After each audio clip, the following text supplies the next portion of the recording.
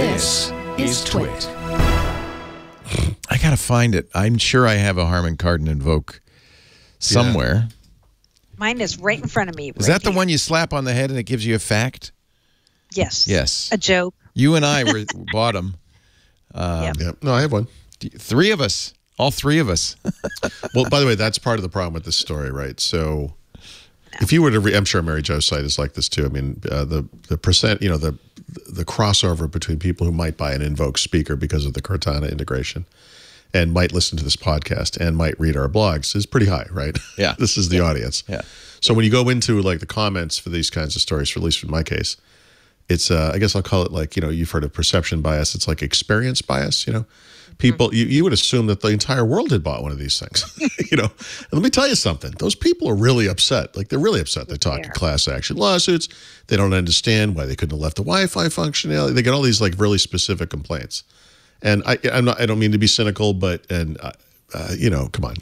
Did you really think this was going to be a long-term investment, really, the Microsoft smart speaker? I mean, how many of these things do we have to go through before we figure it out, But anyway, this thing, as you guys know, you've used it. I mean, it's a great sounding speaker. Whatever that's worth. So it'll keep. I remember them saying something like, I can keep using it for something somehow. Yeah, it's a Bluetooth speaker. So there's a firmware update. If you leave it on, you're going to get a firmware update.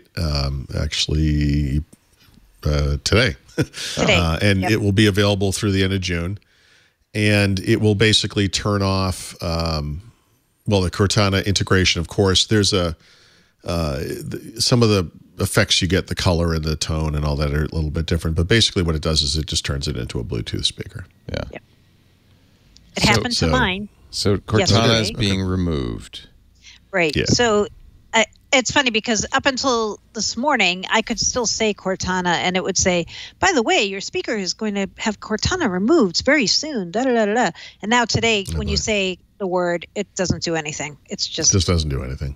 A speaker that you have to manually connect, and you can use it with Spotify and all your regular apps, but it doesn't recognize vocal commands anymore. And if you touch the top, it doesn't do anything. So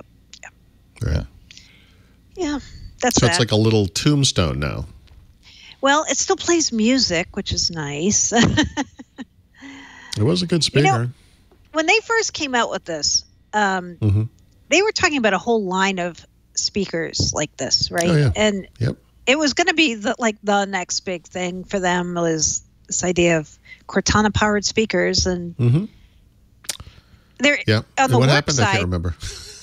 Well, on the work side, we just saw at Ignite they had the Teams speaker, that was based on that conical multi-microphone thing. So they haven't given up on the idea of having speakers that work with Cortana. Well, it's just not going to be but Cortana has changed, right? The focus of Cortana is now on productivity. Exactly.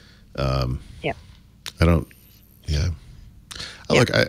I mean, we've been complaining about or talking about Cortana and what Microsoft has and more likely hasn't done with this thing for years, but this is what happened. I mean, unfortunately. So we live in a world where the Amazon and Google and Apple actually assistants. I think that's as crowded as the market can bear.